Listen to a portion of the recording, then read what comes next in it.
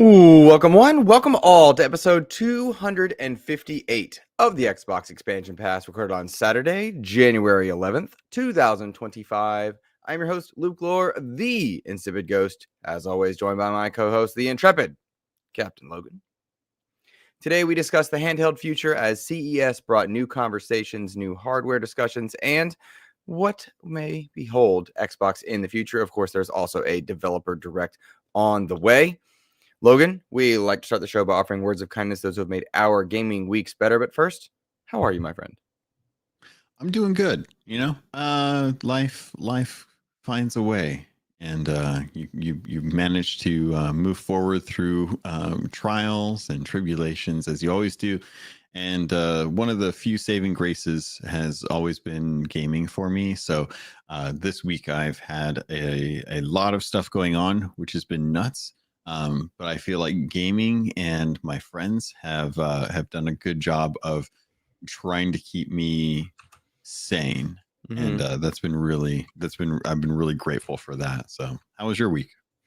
It was good. Back at school, kids are back, that kind of thing. Kids did great, really enjoyed it. A lot of stress, of course, that just comes from, working with kiddos. Interestingly, we had no school yesterday because of the weather. And, it's always like a toss up, right? Because the reason we cancel school in the South for the smallest amounts of snow is that the students don't have the proper coverings for that kind of weather. They don't have like the right jackets. Bus fleets can't get to certain areas. So it's not a matter of people being scared of the snow. It's just that many families aren't prepared for it. That said, snow all around. There's not a single bit out there. Even the freezing rain didn't freeze.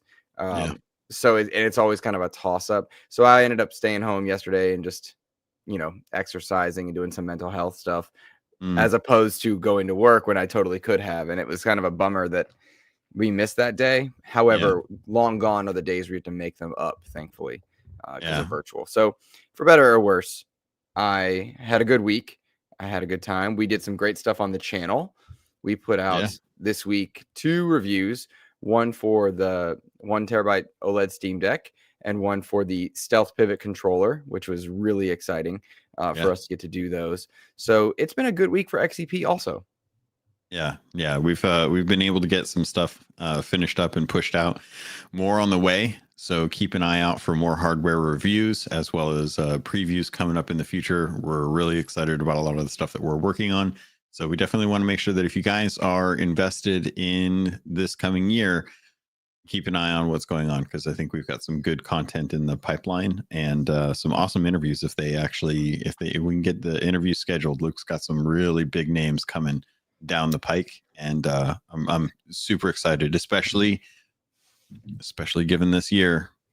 It'd be really cool if we got one of those reviews or one of those interviews in. So there's some really cool stuff that's coming down the line, and I can't wait to see how that turns out, and just kudos for you for actually getting it all locked in and set up.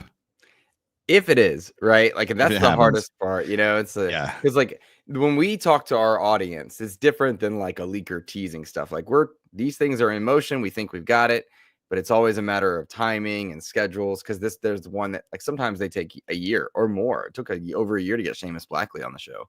And that's how it is. But I've got a couple things in queue that I'm really excited about, that I'm looking forward to, and just getting to do the reviews of the hardware and looking at the hardware that's coming, which we'll talk about, like Lenovo, Asus, that kind of thing. Trying to link up with people is always a difficulty, but I'm excited and I'm hopeful, and I hope people check out those reviews that we did, because we put a lot of time into them, and I'm looking forward to it. So there you go. You didn't say anything about me not wearing my hat. New year, new you, man. The hat is like my go-to though. I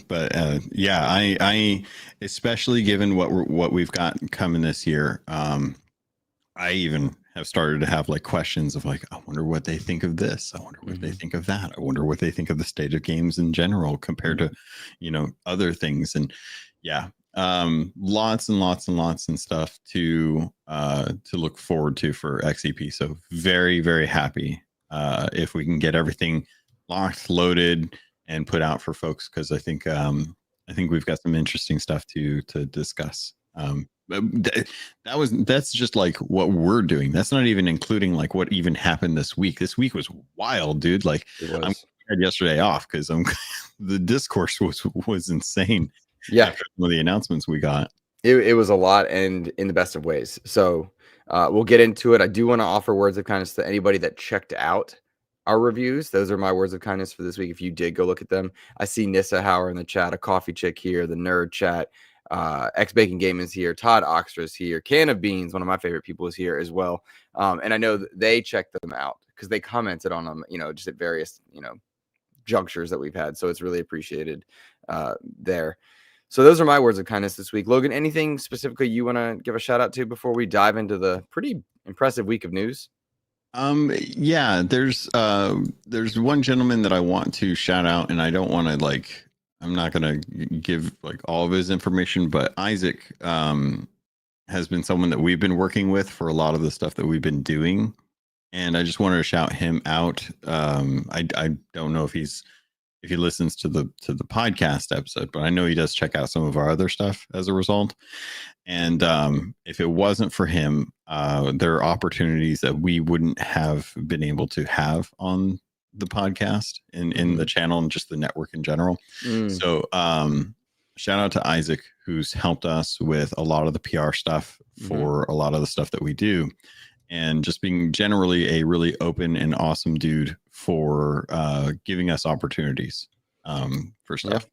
Yeah. I'll fully agree with that, because PR is a hard job. It's almost always a thankless job, because the amount of people that appreciate you versus those that send vitriol can be very negative. And we are appreciative because we are a smaller show, and to get opportunities, that opens further doors. I'm hopeful that our hardware coverage will let us cover more hardware for this year, and then trying to make those contacts is not always easy when you look at what's on the horizon, right? Like breaking through to trying to catch up with Lenovo and Asus and such hasn't happened yet, but maybe the door opens thanks to good people being good. And we get people tell us no all the time.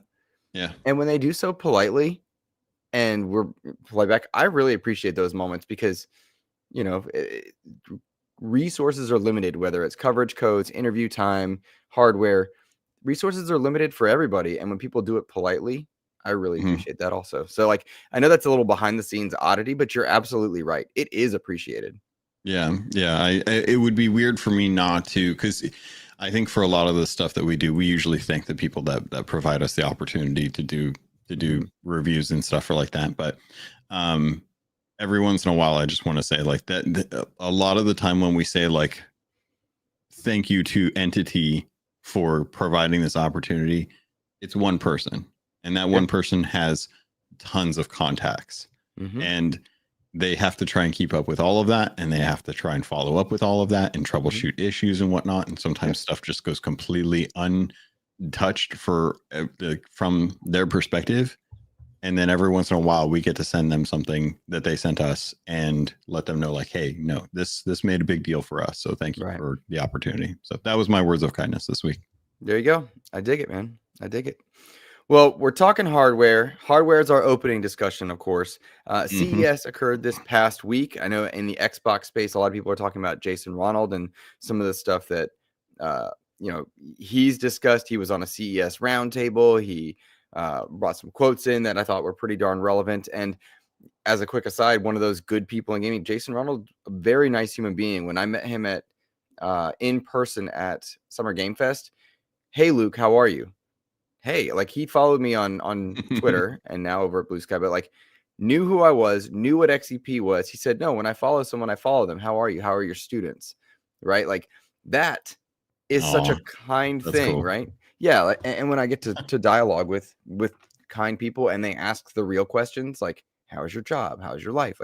That's more appreciated, because I'm not looking to get info out of him. I'm looking to appreciate the work he does. Right. And so a big appreciation to him, but it was very cool. I'll loop back to the news that all the news we got out of CES was so, I thought, just fascinating for these directions that we've seen the industry trend towards. But the conversation in the gaming space is all about processing chips and handhelds and what different companies are doing with which one.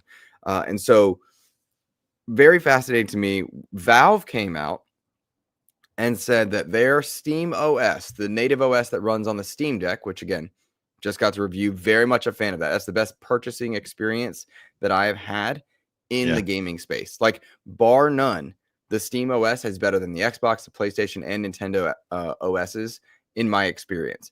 To see that OS is now going to other hardware, like the Lenovo Legion Go S, which they announced at CES, very exciting to see. What I find fascinating as we see that Steam is now putting their operating systems on third-party hardware, Xbox is trying to do the same thing.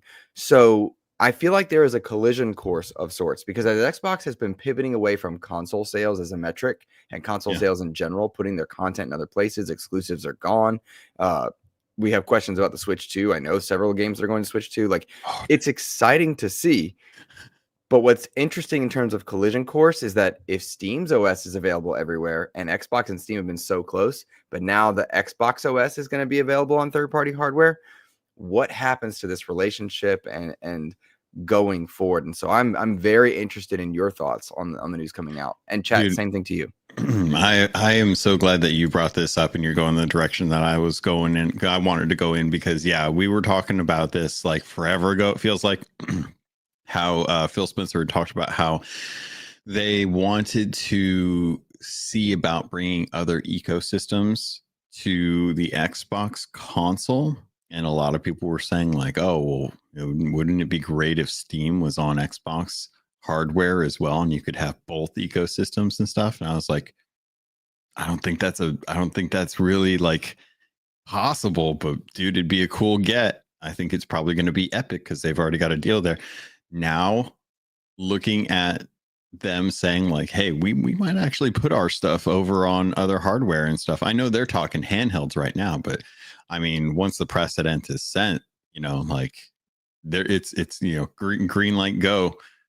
We could probably have Steam show up on Xbox handhelds. And dude, if that's the case, like I would be super excited for that, because I have games that I genuinely like want to sit down and play on Steam. But usually when I hop on my computer, I'm usually jumping into like the staple of multiplayer games that I usually jump into. So having those available, like because I've purchased really good games like on Witcher Steam, 3, you mean, or in general? On Steam. Okay. Like Witcher 3, I've purchased on Steam, and it was my saving grace like 5 years ago when I had no internet and just my PC, and it was the only game I could play. So I played a fair amount there. But dude, if I could load up Steam OS on my Xbox on the TV out in my living room, the really nice LG C1, dude, that would be fantastic. I would love to not have to rebuy that on a console just so that I could actually like play it again. So yeah, I'm very excited for this. Overall, to touch on a couple other points, the Lenovo Legion Go S is amazing. I love the fact that they have a Windows and a Steam version. I hope that eventually that just becomes one possible thing with different launchers. I love that they have a Pro version as well too. That is just a little bit more of like what a Switch is, but just a really beefy handheld. I hope that Xbox really kind of starts taking note about all of the positives and negatives of what companies are doing with these handhelds when they're looking at building their own. And honestly, like the Switch 2 has had some really interesting discussions, because a lot of games a lot of leaks have come out identifying this as something that's probably going to be close to like a PS4 and an Xbox One console, which means that there's a lot of opportunity for Xbox One games to finally make it over to a Nintendo handheld. And all right, hold on. We're casting a broad net. We're casting a broad net of topics. Let's narrow. Let's narrow, because I do want to get to Switch 2 as its own topic. Truly, I do. Okay, well absolutely. Then we'll touch on that on its own thing. Yeah, because there's a lot to be said about that. I just want to make sure that because you mentioned Switch 2 news and stuff like that. So where do you want to focus? So let's start with the Lenovo Legion Go S that is arriving, and that it's arriving with a Windows operating system for pre-order. which means you'll be able to access multiple storefronts on the Windows OS, similar to a ROG Ally. And it's also announced that the Steam OS version is a thing. Yeah. So what that means is you've got hardware made by a third-party player in the market, Lenovo, right? And then out there also you've got Asus and et cetera, et cetera. So to have hardware not made by these companies, but you can run their OS on there, opens up the opportunity for storefronts. I'm trying to make this very user-friendly for non-tech people, to include myself. So you can get storefronts in multiple places, right? That means you can buy stuff from Epic, from Amazon, from GOG, from wherever. Yeah. What's exciting about this, but also concerning, is that for Xbox and Valve to both put their OS available in multiple places would mean they're competing for time and screen space. What I'm interested in is a device or the possibility of this, because I think a lot of times we hear that's not possible, and then the thing is possible 6 months later, right? Like backward compatibility, impossible. PlayStation Portal can't do cloud. Here it is. Like we hear this a lot. It's just a matter of effort, time, and creativity and ingenuity. So is there a device that could come out, Xbox or otherwise? I'm starring Silkenet's comment for later. Xbox or otherwise, that allows you to toggle between storefronts or operating systems or whatnot with ease of use, right? With the level of simplicity that an iPhone offers for Apple users. Is there a way to get a device that does that so that you can access your multiple storefronts? Because to me, that's the only way that we see cohesion between Steam's OS, Xbox's OS, the inevitable PlayStation storefront availability and such on these devices. And so that's what I'm curious, because Xbox or Windows, Microsoft, what have you, have been playing so well with Steam and established basically the buffer to their business, not going out of business in the Xbox One generation by putting their games onto Steam through this course, and had such success there that if they are to upset that relationship, we might have an issue. So that's what I'm curious about going forward with these devices. Is there going to be a way to toggle between storefronts and OSs, or are we going to have to buy your Steam version only or your Windows version only?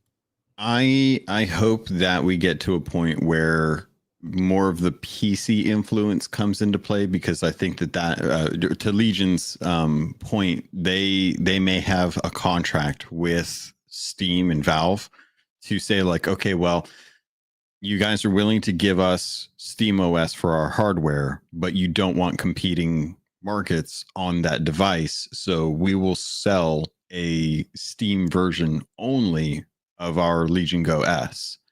And that may be like the deal. So like, it may be harder for it may be something that Valve looks at, the market, and says, yeah, you're right. Yeah, we don't want to compete with other markets. We can have other markets out there. They've already been out there. The cat's out of the bag, but we don't want competing markets on hardware. So we're willing to give you Steam, but if you want Steam, you have to make a Steam exclusive piece of hardware. Whereas if you want to make something else that's just Windows and people can do whatever they want with it, then go for it. And I could definitely see that. So I see NerdChat in here saying, well, that's what a Windows OS does. It's like, and he's talking about giving you the option, right? Yes. Yes. However, I don't think it's as tech friendly as the Steam OS storefront. And that's probably what I'm getting at. It was back in Windows 10. But not in 11?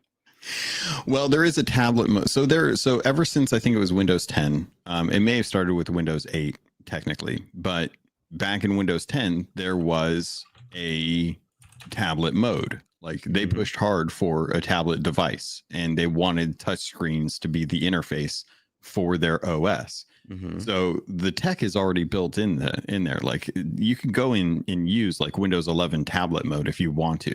Mm-hmm. It looks basically like Xbox One OS, but it's just a touchscreen enabled system.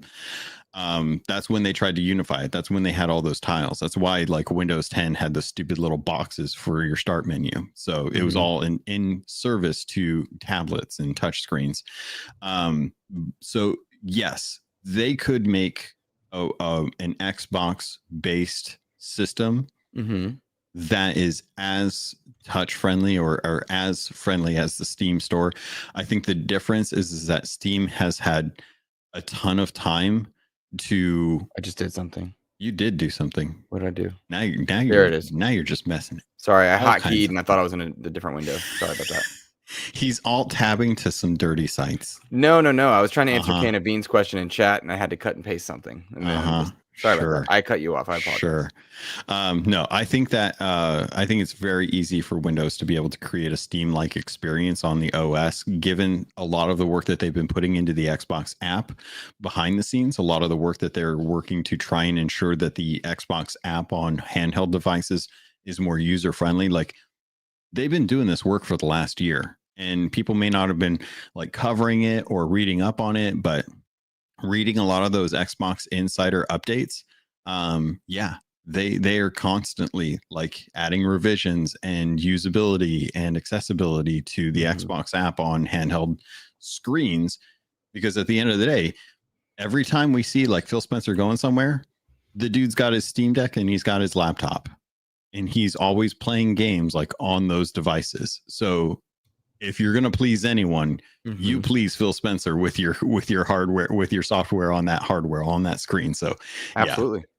What I find interesting about this is whatever does happen, whether it's with Lenovo or Valve propers, like with Steam Deck 2 or any other, I guess, element of hardware that's set to arrive, how user-friendly will it be? I was paid a very high compliment by Kevin Ainsworth over at Project X Talk.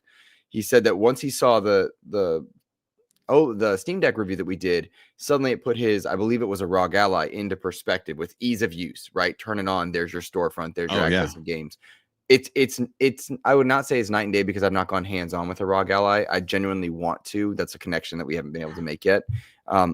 But the ease of use is what I'm talking about. A quick toggle, easy to go, where you don't have to do a lot of tweaking, because while that is the draw for many PC gamers, we're talking about them trying to expand their market size to more and more people. And Apple has showed us with their iPhones, which don't do nearly the number of features that an Android-based device will, but that ease and accessibility is the name of the game. So if you're tweaking and twerking, as FR8 Conductor says, Freight Conductor says in chat, like it's already there for you, and people are doing that, side loading stuff, playing the best of the best frame rates and such with their mobile devices, portable devices, handhelds. But we're talking about an easy operating system that anybody can just turn on and go. Essentially, that console experience on the go. That's why Switch was so successful. Nintendo nailed it. That's why Steam Deck is where it's at, despite not having all the options that a ROG Ally would. So that's what I am getting at with this conversation. Yeah. And looking at it from a Legion or a Logitech G Cloud experience, it's very interesting to me, because from the streaming handheld perspective, everything I do is app based. So if I want to jump into Xbox, I jump into the Xbox Cloud Beta app.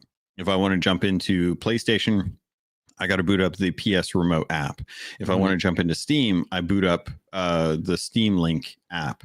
Now, all of the devices that I have at home have to work on Wi-Fi and have to actually like recognize the requests for me to actually gain access. But effectively, when I get in there, it is me just basically streaming a more streamlined version of those apps. Like the Xbox app on cloud is effectively like what we see in the store on like iOS, which is very clean, very easy to read. With the PlayStation, it's literally me just connecting up to my PlayStation and showing that content. With Steam, it's interesting because it goes into big game mode, which I don't know how that compares to the Steam Deck, because I still haven't had like good hands-on with one. But it is a pretty straightforward, like it just shows me tiles, and I just go through the games that I have on there for the tiles and stuff. So for me, it's very simple from like a usability perspective. But then again, I'm used to playing. I have that like little bit of PC, like I mess around with PC stuff enough where I'm comfortable with kind of what may be considered a step above what console gamers are willing to deal with when it comes to side loading or like diving into settings and stuff like that. I want to share a comment and quote from Jason Ronald, essentially VP of Next Generation for Xbox, because I think it really does put some things into perspective. And so I'm putting this into the chat, and I want to share this one here. Jason Ronald said, I think we'll have a lot more to share later this year. I think it's going to be a journey, and I think you'll see a lot of investments over time that you're starting to see already, but we'll have a lot more to share later this year. And I toyed with what to put in our show title, in our thumbnail title, because the Xbox made physical handheld, Logan, I don't think is this year, right? I think it, and I don't think it's not like bold prediction time or anything like that, right? To say that. But if what they're doing is creating and optimizing their operating systems, their visual elements, I think it's a hypervisor and such, but don't quote me because I'm not that guy. But if they're optimizing the way that Windows and Xbox makes themselves available on multiple mobile devices and really fixing the core aspects of their delivery system to consumers, then I think what you're likely to see this year is an Xbox handheld made by Lenovo, made by Asus, right? Maybe it's not a hardware conversation so much as it's just the availability and optimization of the platform. And I will tell you this, as I watch the Steam universe, since doing this coverage for the Steam Deck, as I watch the Steam universe expand into other places, I watch the Steam consumers and what it means to be on Steam, where PlayStation's there, Xbox is there, third party is there.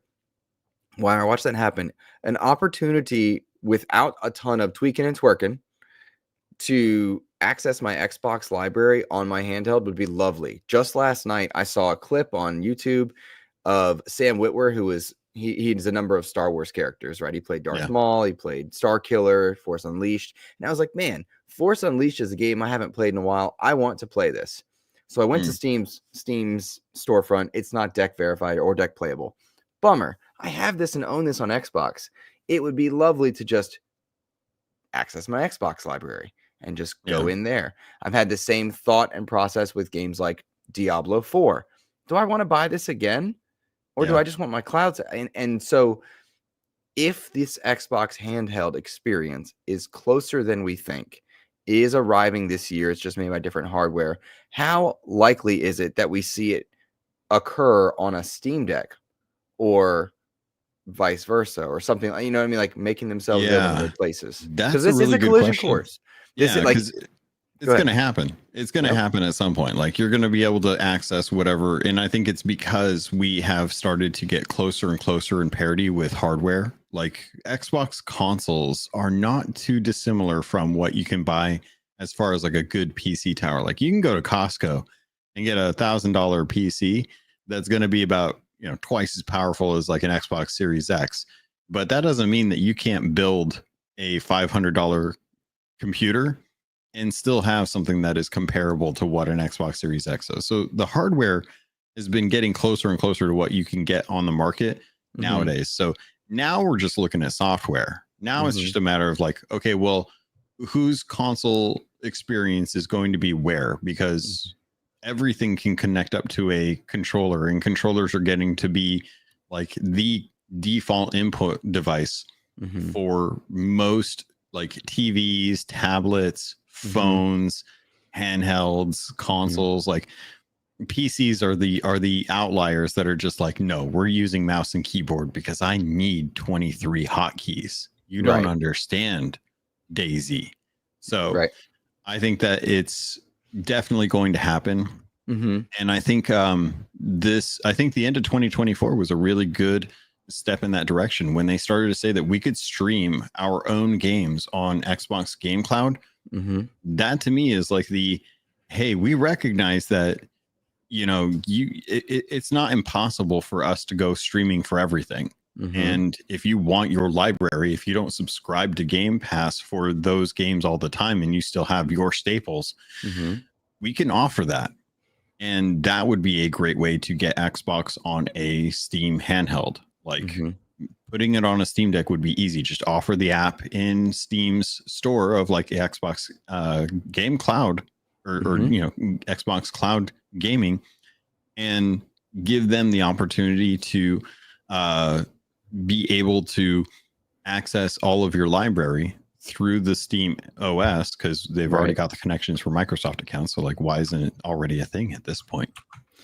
Exactly. And I'm wondering if we don't see this happen with the Xbox Series S and X proper. Something that is constantly on my mind is that you can play Xbox One Xbox Series S and X titles on your Xbox One via cloud streaming. And I wonder if that doesn't occur and show up in different ways later on for, the future of your Steam library. Like, what if on your Xbox Series S or X, you're able to access cloud versions of your Steam library, or vice versa, right? Just putting it in the storefront. I think that's a possibility. It would be fantastic. I would love to be able to pay Steam 30% of what I paid for my Xbox games to unlock them on Steam. If I had like games that I've purchased through Xbox, if I could just get dual entitlement for a small fee. Nintendo did this, with their DS line.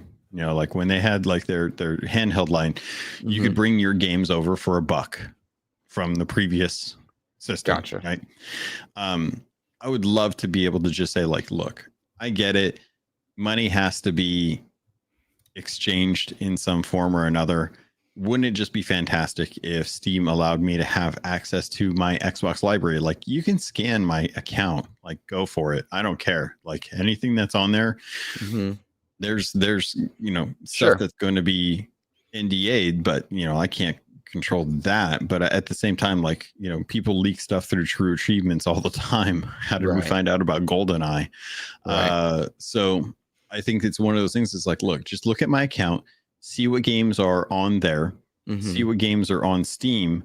Whatever I don't own on Steam, just give me the option to buy at a discounted rate from my Xbox, because I've already purchased it, and just have that agreement. And that way, like, Xbox is like, hey, look, we're trying to build out the digital library for both people.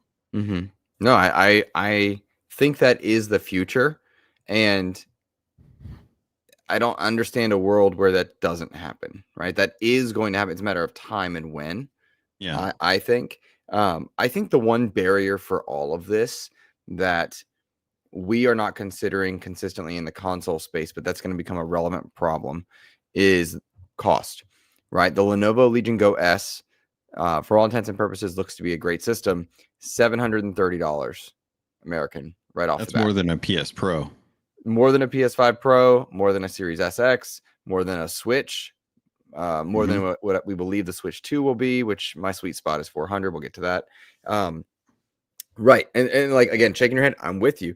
So I think price is the problem, because the cost of these components to build these devices is going up.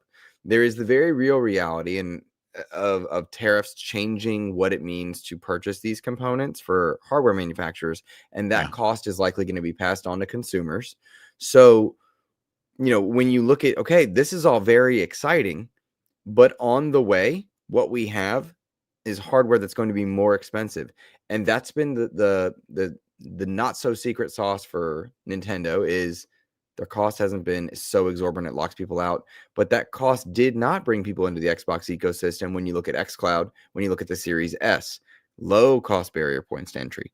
So I wonder what we do with this hardware discussion if these things are pricing out of their market, because the very fortunate position I was in was to review a Steam Deck. I could not afford to just on a whim. I mean, we were prepared to, because we said YouTube monies for hardware and stuff, but like, it would only have offset, because $700 is a price. That's a pricey boy, right? Because even 6 and change, you've got taxes and such. That's a pricey experience. And am I using this at what's worth $700? The device is incredible. For some families, that's rent. For some families, that's food for 2 months. It just depends on what your needs and what your availabilities are.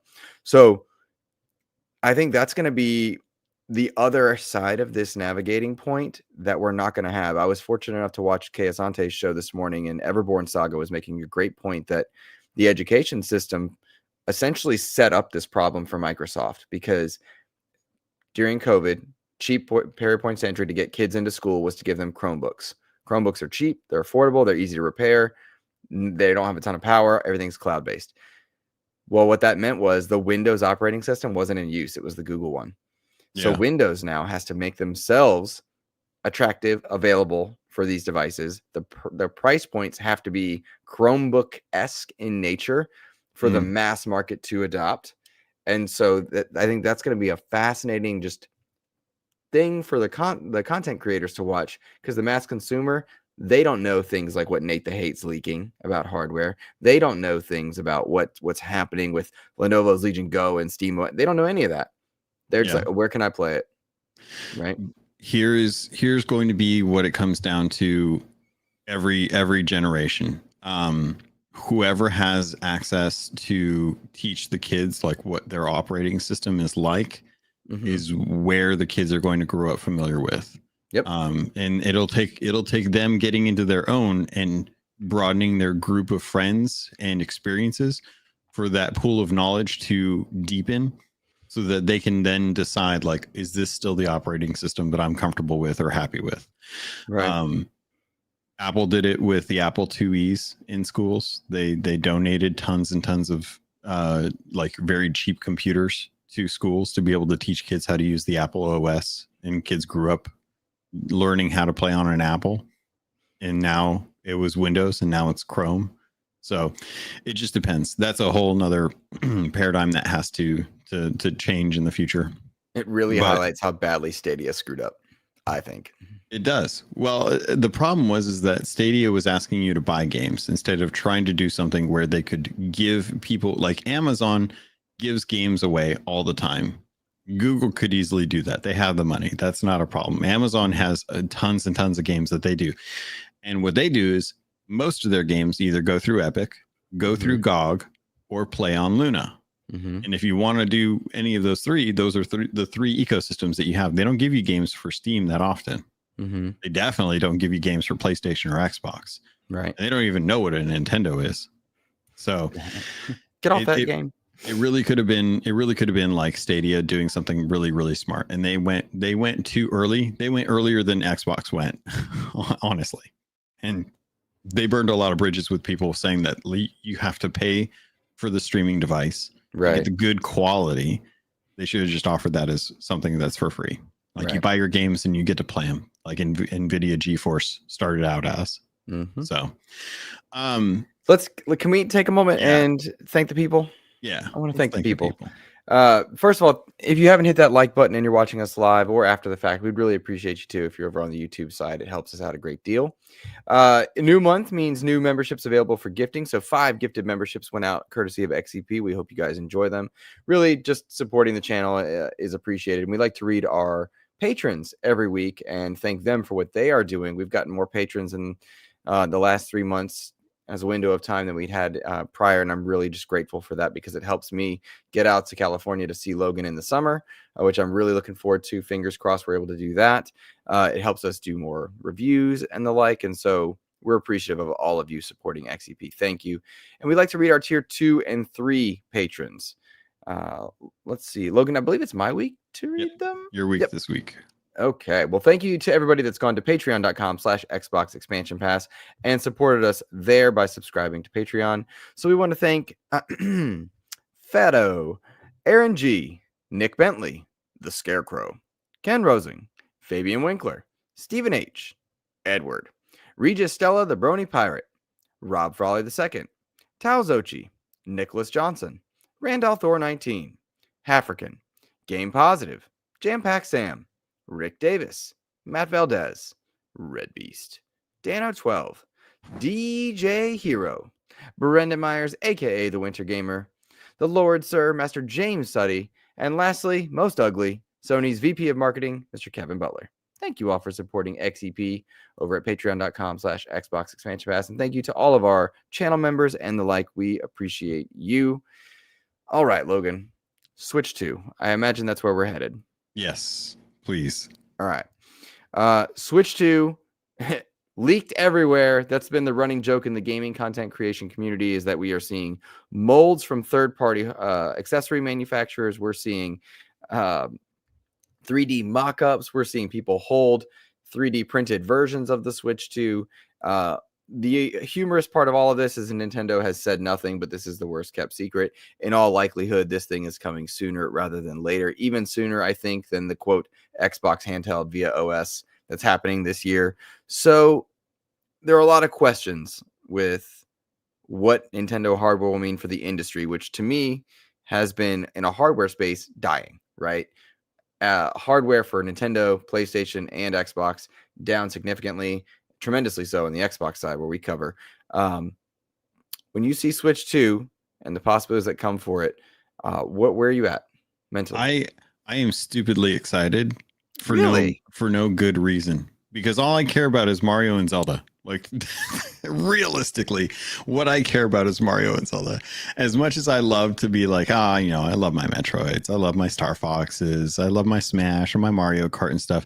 When it comes down to it, I love me a good Mario game, like a good standard Mario 3D platformer. I love me a good run around the world Zelda.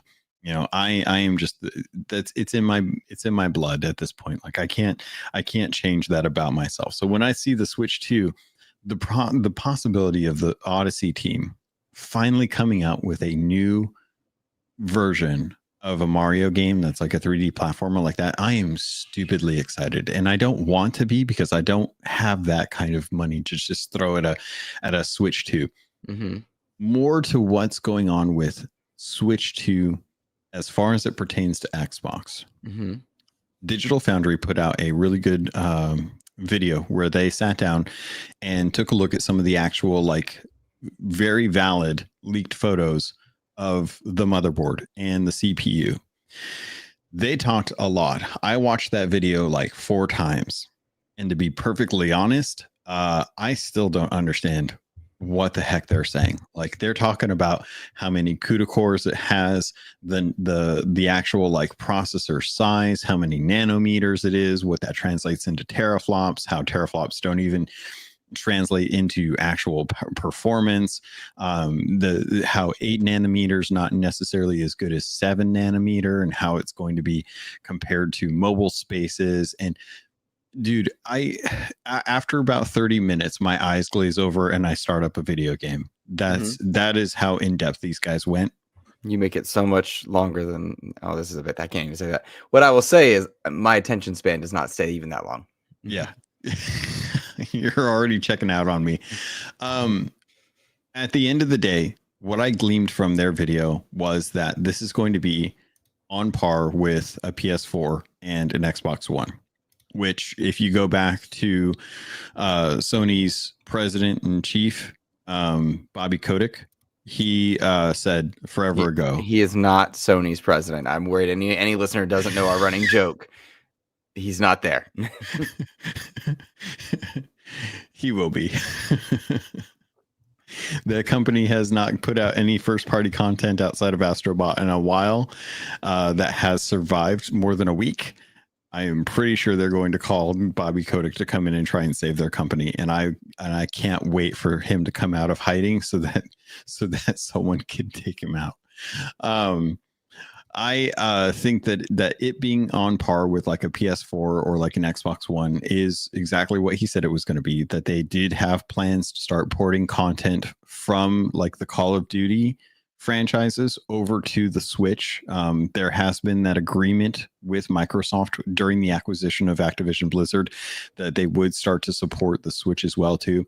It is one of those things that when the Switch 2 comes out, more than just what Activision Blizzard is going to be committed to, Xbox is going to be committed to bringing a lot of their titles over to the Switch 2, because it will finally be on par with the Xbox One.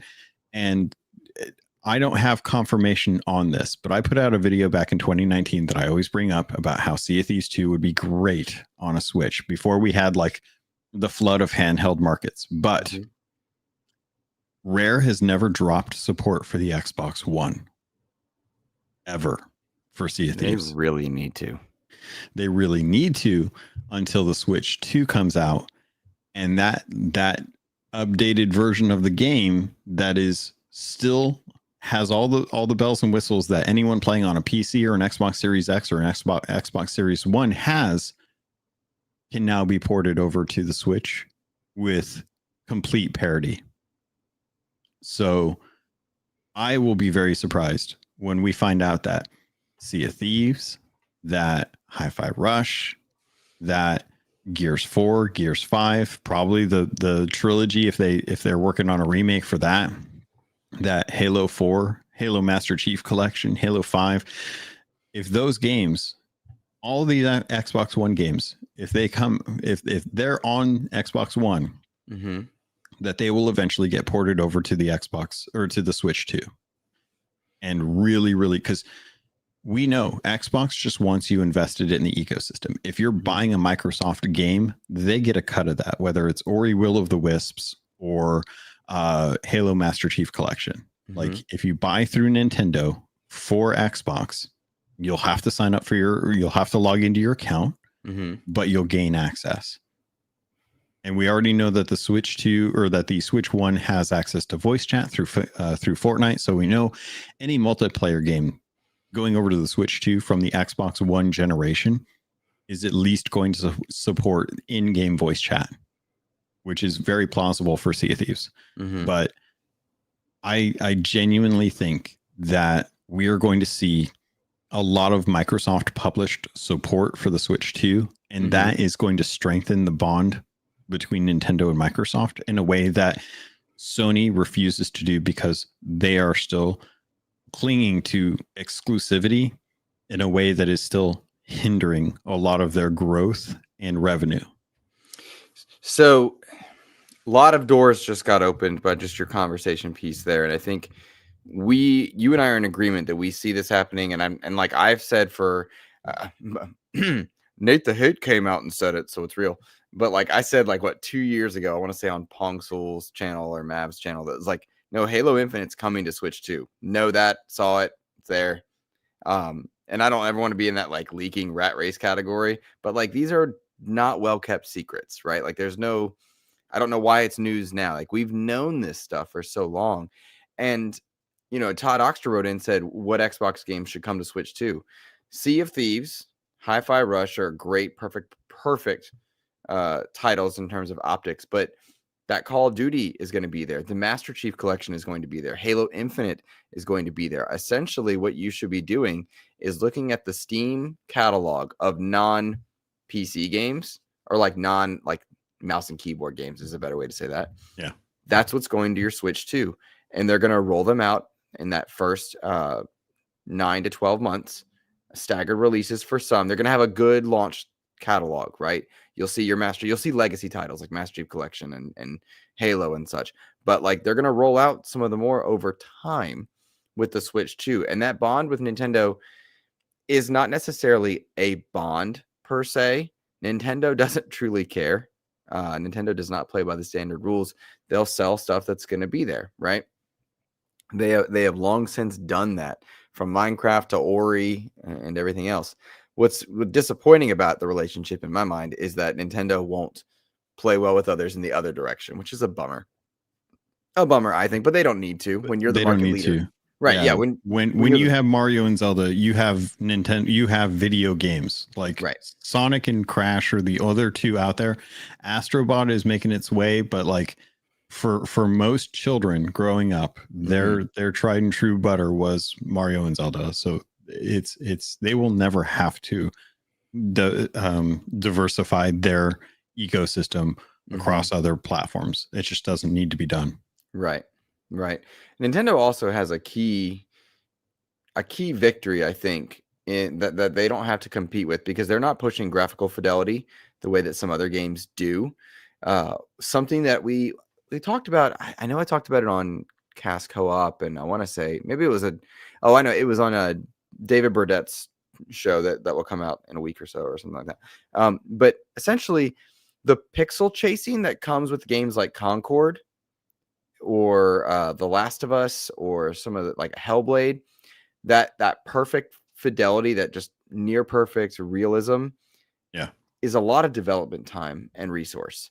Whereas when you've got a cartoonish approach, I think you slice off a portion of that time and resource in terms of development and cost. That's not to say it doesn't take a lot, right? But I look at Marvel Rivals, just hit 30 million, not doing like the full photorealistic versions of these characters, and they're able to get content out faster. Hey, Fortnite, another good example of this, right? Versus some of COD's more realistic approaches. However, COD's gotten much better at it too, but they had to ramp up so many studios to do it. So what I'm saying is Nintendo has kind of a nice little inbuilt cheat that they don't need to chase pixel perfect, near photorealistic games on there. And you are talking in chat right now about scaled content for delivery in terms of visuals.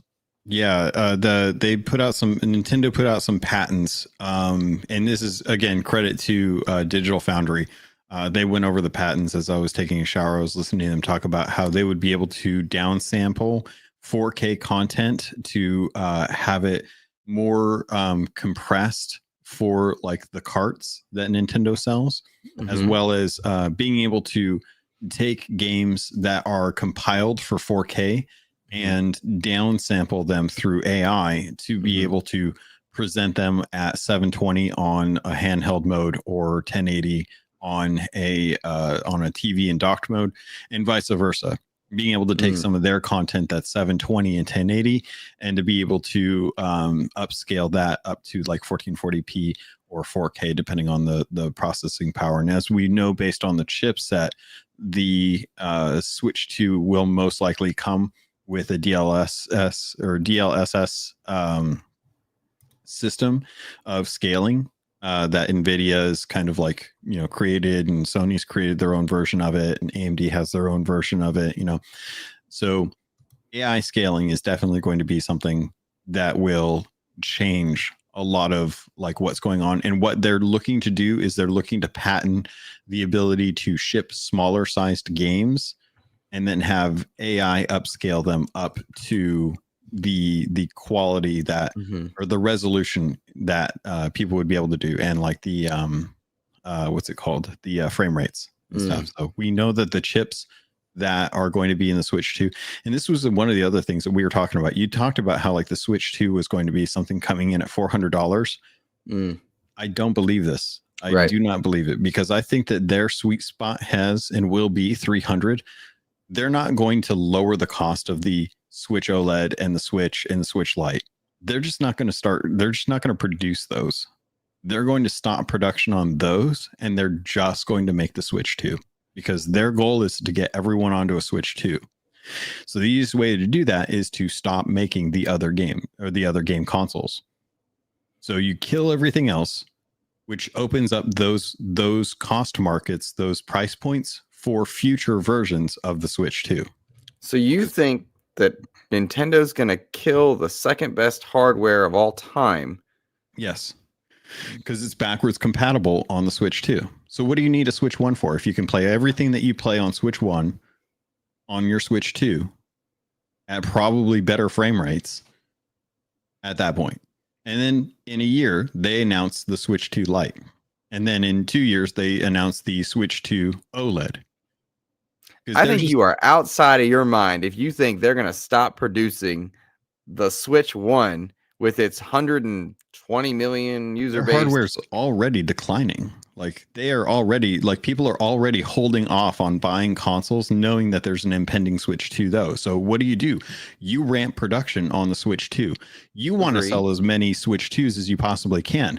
There are only so many manufacturers out there being able to produce handhelds. So what do? You cut the other lines. You put all the money into the Switch 2 and you sell it at the price point that the Switch 1 was at, because everyone that bought the Switch 1 remembered $300.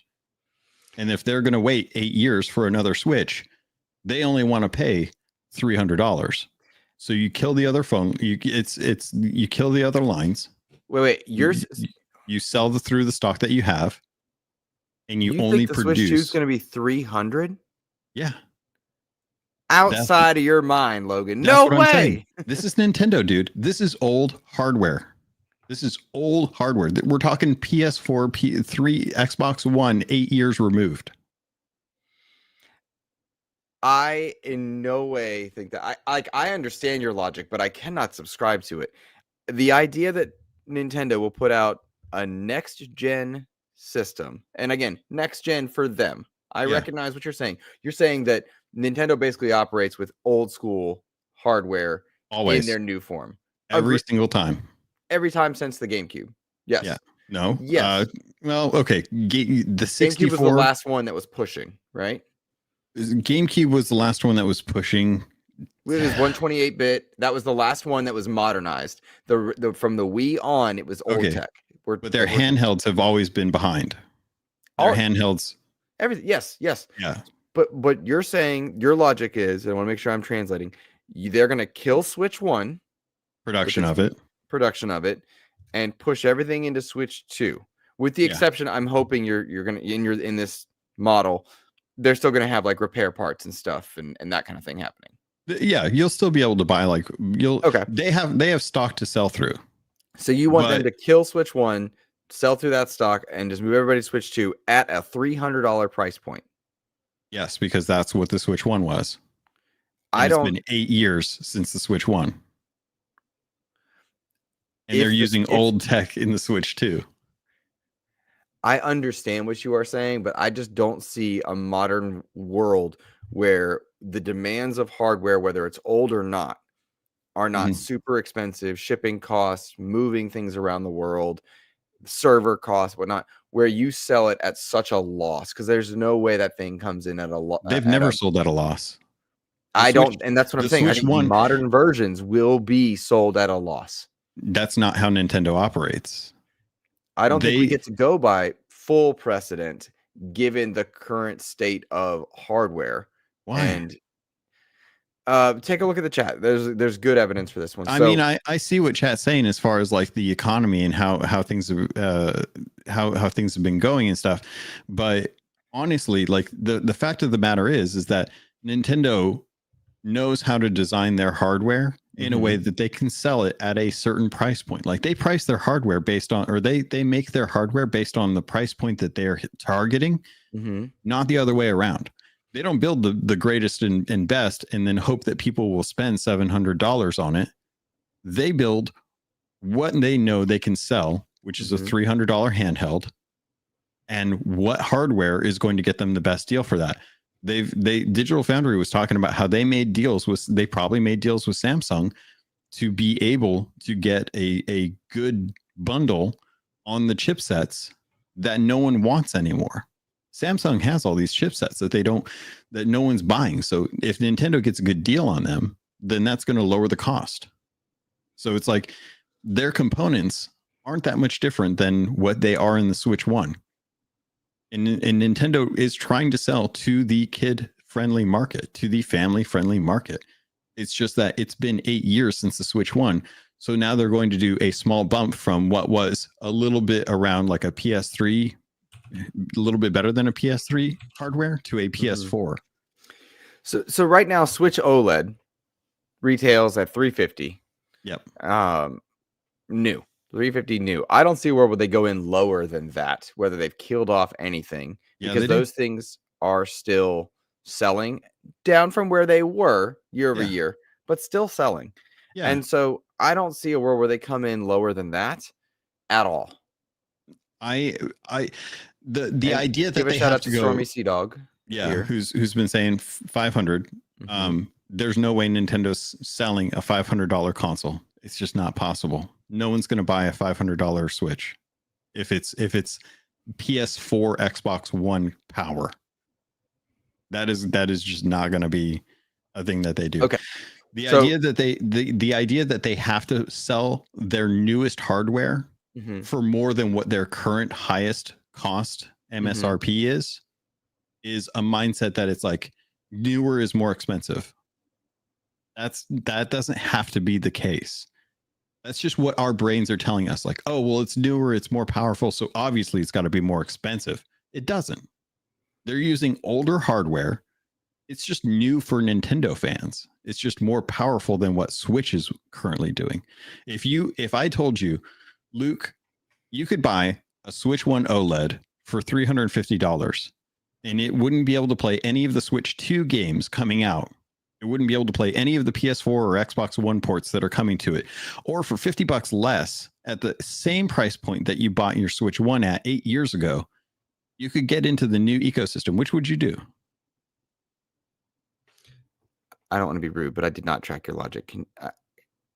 Can you say it again, but explain it to me like I'm 5? I was listening. I'm still with you. But do you want to stay in the Xbox One ecosystem at the OLED for $350, or do you want to go to the new ecosystem for $300, knowing that it's been 8 years since the first one? I just don't think that's the way it works, Logan. That's where I'm stuck. Like you keep saying the Xbox One. Honestly, if this thing doesn't run Series S quality, it's not. You've got a problem. It's not going to. Not for Nintendo fans. They don't care, dude. That's not the. You're talking about. I don't subscribe to that because the whole big deal is that there's a lot of third-party games now available there. That were on the PS4 and Xbox One. It is not going to be a PS4 Pro. It's not going to be an Xbox Series One. It's definitely not going to be this generation hardware. We've seen the system on a chip. It's going to be as powerful as a PS4. It's going to be as powerful as an Xbox One. That is the limit that they are selling it at. Anything more, I could justify a $400 price point. It is not going to be that powerful. Okay, so let's pin this because I think. All right, let me loop this. Longtime XEP listeners know that we had a bet on Avowed being all digital. I think I've won that, and you owe me $10 for Extra Life. Okay, it hasn't released. No, but I think I've won that, right? Like that's I believe I am correct. Okay, I believe I'm right. No, it's all digital. It's not on a disc. We don't know. It hasn't released. Oh, I thought we established it last month. Okay, whatever. No, that was Indiana Jones. I think correct. Jones. When we talked about it, that's where we clarified that based on my logic, I've won the Avowed bet. Okay, but let's make a nice little comfy bet here. I think $10 for Extra Life, my friend. That the Switch 2, the Super Switch, which is what they should call it, is $400 or more. That would be my bet to you, if you would like to take that one. That's fine. This is saying you saw a disc on Amazon for Avowed. I don't think you did. It would be a limited run thing, which is not part of our logic. So I'll bet you $10 for Extra Life that it's 400 or higher. If you're willing to bet that, if you would like to bet that. Yeah, I genuinely think Nintendo is going to drop the production of the Switch 1. All versions of it. They'll sell through the stock. They'll support the warranties. And eventually they'll kill off production, or they'll kill off support for it.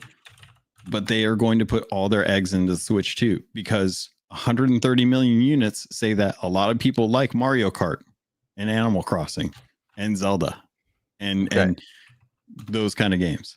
So $10 Extra Life for Luke if Switch 2 is, you saying less than? I'm saying $300. But I'm giving you a window of $100. No, I don't think it'll be. I don't care. I am hard on $300 because that's what they sold the Switch 1 at. And even if that's the thing, is the logic behind it needing to be more than what the current highest MSRP is not how Nintendo operates. That's just not what, like, Nintendo doesn't operate by any other person's. This isn't Apple. They aren't going to sell you the iPhone 17 for $2,000 because the iPhone 16 was $1,500. $1, Bob. I appreciate that. Split in. All right. The bet is now in our doc. Logan bets $10 Extra Life if Switch 2 is more than 300. Okay? Yeah. That's 100% it. All right. I don't see it. I don't see it at all. It'll be really sad if they continue to push out the kid market. That's my point. Is like, in a world where no one's getting paid more and stuff is costing more, I think it would be really sad if Nintendo started to push their hardware beyond $300 for something that isn't the enthusiast. The OLED is an enthusiast model. The Switch Lite was $150 on sale at Staples during Black Friday. $150 to get into the Switch ecosystem. It's 200 normally. Like 200 is their low point. 300 is their average. You're telling me that the Switch 2 is going to be 400. They release a $300 model and then they sell you a $450 model. And you're telling me that people are going to buy that as opposed to a digital PS5? They're going to buy that over an Xbox Series S where they can get the fidelity. IP is everything, but cost does factor in. You can get a $200 used Xbox Series S, and you're telling me they're going to be able to justify the power of an Xbox One and PS4 for $400? On looking at the market, it just doesn't make sense, man. We will find out. We'll find out. I think we've maxed out our argument on this one. Yeah, the bet is in place. And I still I think I've won the avowed one. I still think that one is, but we'll wait till launch if you like. There are no avowed discs outside of a limited run. We'll know within like a couple weeks of like the actual launch, like if they actually do that. But I'm holding out hope. Fair enough. And again, extra life. So like neither of us are dying on a hill of financial relevance here. Regardless, we're looking forward to donating. It's just a matter of like who's going to fork up the cash. Right. Exactly. Exactly. So there you go. And if you'd like to donate to us, hit that super oh my chat. God. I don't know. Let's go. I can't even do it. No. All right. Let's talk about the Xbox Developer Direct, if you don't mind. Yes. The Developer Direct was announced. Xbox is doing their Developer Direct on January 23rd with announced titles Doom the Dark Ages, South of Midnight, Clair Obscur Expedition 33, and a surprise studios unannounced game. Many people are suggesting that unannounced game might be the Oblivion remake because we've seen a number of very credible leaks, rumors, postings on Reddit, postings on, I didn't mean to say Reddit. I meant to say LinkedIn, like job postings and such, like credible things, not just like Nate the Hate needs a click kind of thing. So we've seen a number of releases that this could be the Oblivion remake. I have heard very good things. Split end. Look at him jumping in with us. $2 for Bob. There we go. Thank you for the super chat, my friend. It is appreciated. Joking aside, thank you very much, my friend. So I love this Developer Direct already because I'm seeing two games that I'm very excited about with Doom the Dark Ages and South of Midnight. Very stoked for that one. Those are two titles that I am very excited for. I would imagine you also get just a quick little like, don't forget Avowed's happening here. But Doom the Dark Ages is my most anticipated for next year, bar none, my most anticipated. I'm so excited for South of Midnight. I saw the gameplay, the combat, and I was like, yes, sir. Yes, ma'am. I'm in here for this. Those are two games that, to me, that justifies Game Pass, right? Like I am in for it. So yes, and I will tell you right now, Doom the Dark Ages, I'm doing a review for that game. Absolutely. Bar none, doing a review for that game. South of Midnight, I hope we do one there. I want to do a review for South of Midnight just because that genre is like my alley. Like, dude, like getting to play through Banishers last year was fantastic. And South of Midnight is like on that list of like, that's going to be that style of gameplay. I can't wait to dive into that. I'm excited for that. I'm here for it. If you want to do that review, then yes. Okay, cool. No problem. Put that in our doc somewhere so we don't forget that. Oh my God. I know. Let's see. Clair Obscur Expedition 33. Bad name. Interested in the game, but not like dying for that one because it's a small team. Looks good. It does look good. That team was taken aback, by the way, by how the attention they got. They were not expecting the amount of attention that they have gotten for this game. So I'm curious to know how the pressures are handling it. When it comes to Doom the Dark Ages, because we're going to get to this surprise unannounced game in a minute. Shout out to Xbox BG in the chat, StorBC Dog, Happy Cloud Gamer arriving and hanging out with us. When it comes to Doom the Dark Ages, I don't know what more they can show me that's going to make me excited. To me, it's all about the release date. And I'm fairly confident we get the release date here. A lot of people are suggesting summer. I think you see this sooner than July. What do you think? I think it would be hilarious if they tried to drop it in like April or That's May. what I think too. Because I think 2020 was really fun when we had Animal Crossing and Doom Eternal drop on the same day and save everyone back in like March, or was it like February or March for COVID. Everyone was like trying to get out to GameStops to be able to buy copies of the game so they'd be able to play it when they right before they go into lockdown.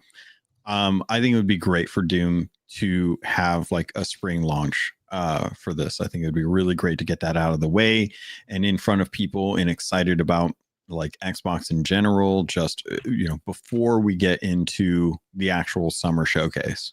So I'm thinking we're probably going to get a date.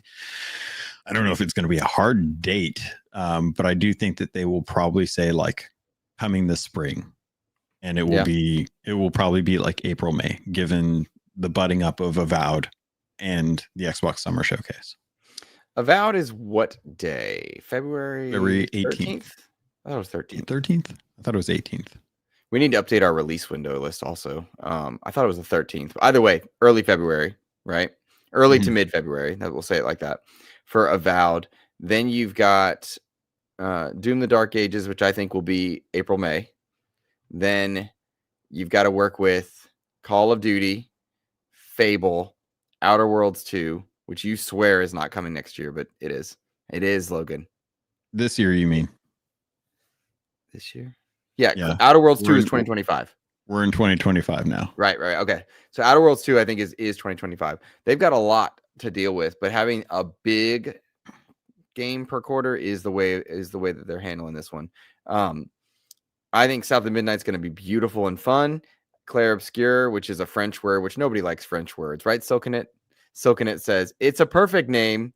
2 French words won't kill you. Silkenet, our French friend, a blast. Let's see. Happy Cloud Gamer saying, it moved. Here it is. I am looking forward to seeing more of this anime on Xbox Developers Direct. When he says of this anime, what does he mean? Clair Obscura, Expedition 33. I don't know if it's an anime, but it definitely feels like one. Based on like the footage of it.